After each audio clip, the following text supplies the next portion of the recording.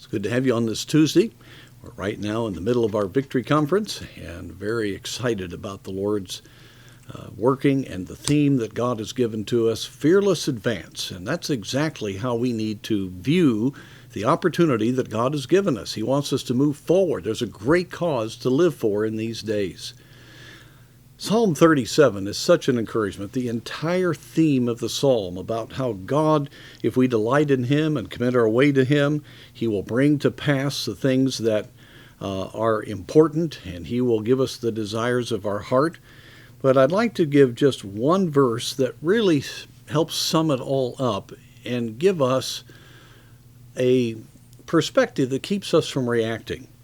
And that's verse 34. Wait on the Lord. That means trust Him, rest in Him, and keep His way, and He shall exalt thee to inherit the land, speaking of Israel.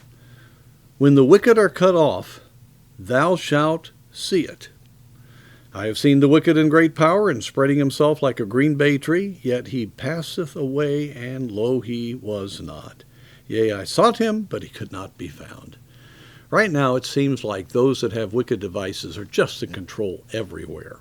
It seems like there really is no getting around it, and we're just heading down a highway in which there's no end in sight. And in some ways, that's true in that the world seems to be increasingly unified in its rebellion against God. And yet God is working, and great things are happening. But what I want us to realize is that if we'll wait on the Lord, if we'll trust Him, if we'll commit our way to Him, God will accomplish His purposes.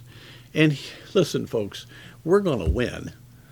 He is going to win. He is the conqueror.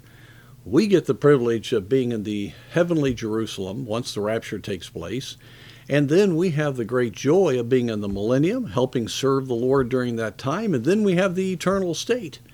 And the wicked will be no more. And even in this day, haven't you seen how wicked come and wicked go? In power for a moment, then gone, forgotten or despised. Their way is going to be cut off. And so we've got to not let ourselves just get paralyzed by the devices of those who hate God. We need to realize that, yes, Satan's behind that, but even wicked men cannot coordinate themselves. And at any moment, God can mix things up for the purpose of the gospel. And they will be judged. And our heart needs to be stirred. I hope you pray for your officials. They need to go to heaven. They need to be rescued. Jesus died for them. He loves them. And we need to let God take care of it all.